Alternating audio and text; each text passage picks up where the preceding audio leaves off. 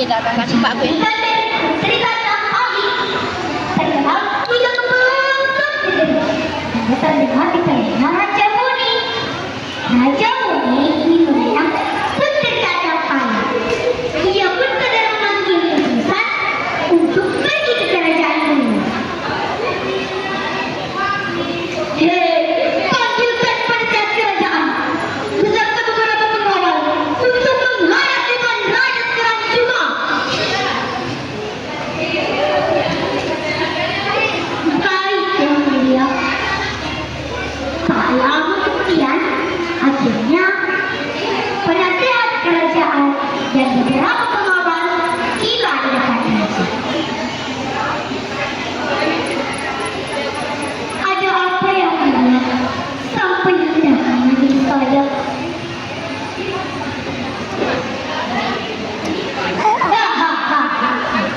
Bagus, bagus penasehatku. Pergilah ke kerajaanmu. Sampaikan lamaranku termahkota ke putri kerajaanmu. Baik, Yang Mulia. Segera saya melaksanakan. Beberapa hari kemudian, akhirnya utusan kerajaan Muni tiba di kerajaan Muni. Datuk Luwu menerima utusan itu dengan baik. Mendengar hal tersebut, Datuk Luwu merasa senang karena ada di syiar kerajaan Luwu, putri dari kerajaan Luwu tidak diperkenankan untuk menikah dengan pria dari negeri lain.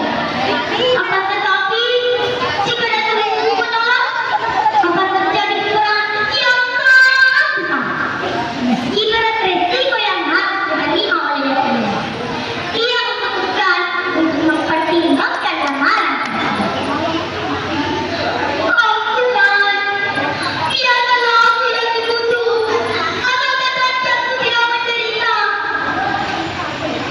Datuk Luwu belum bisa menjawab apakah dia menerima atau menolak lamaran tersebut. Utusan kerajaan Muni faham maksud Datuk Luwu. Keesokan harinya, tidak aneh saja.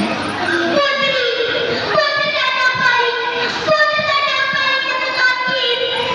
Setelah tubuhnya mengeluarkan cairan yang berbau aneh yang sangat menjijikan.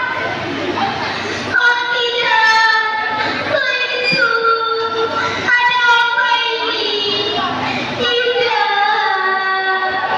Oh Tuhan, jangan apa yang telah aku berbuat sehingga kau benar-benar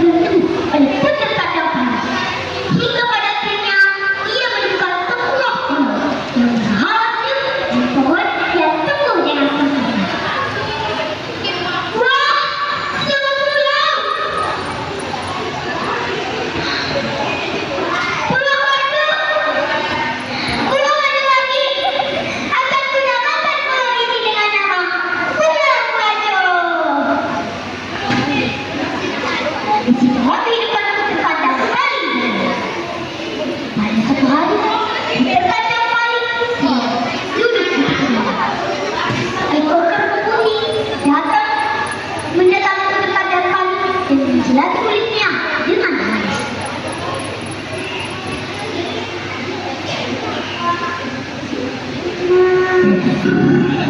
Ada apa ini? Kus, pergi sana. Oh tidak, dia menjilatiku. Kus. Kerbau itu pun pergi. Keajaiban terjadi. Luka yang ada di tubuh terkadang paling hilang tanpa bekas. Wah, penyakitku dalam tubuh. Terima kasih Tuhan, terima kasih. Berkatmu, penyakitku dalam tubuh. Pada waktu yang bersamaan, Putra Mahkota sedang asyik berburu ditemani sang ibu kerajaan ambil guru pakaian. Karena terlalu asyik berburu, dia tidak sadar bahwa ia sedang tersengat mimpi. Malam pun tiba.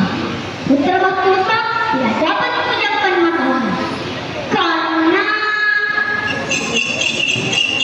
hewan-hewan malam berhubungan di kulitnya.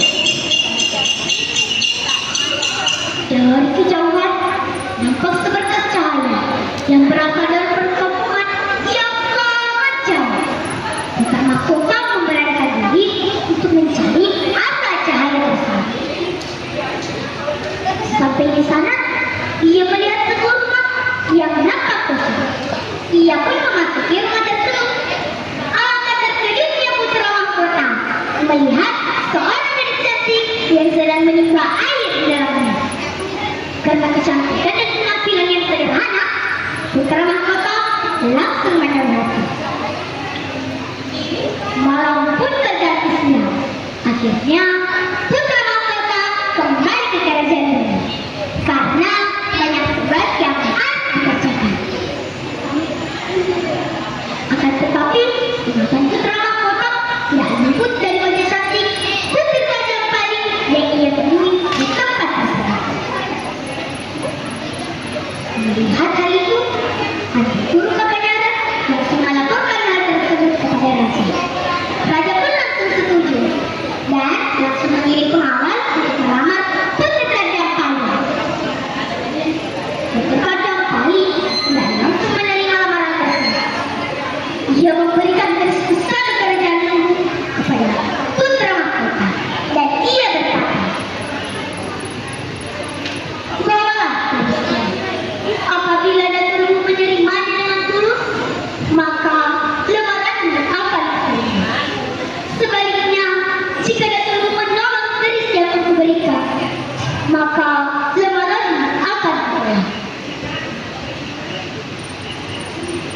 Karena Putra Mahkota adalah seorang yang teguh atas keputusannya, tanpa berulama, ia segera pergi ke kerajaannya. Sampai di sana, ia menceritakan awal pertemuannya dengan putri kerajaan paling di Pulau Wajah, dan ia memberikan garis pusaka kerajaan itu kepada datuknya.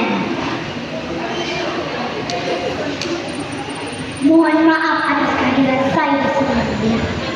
Saya di sini ingin menyerahkan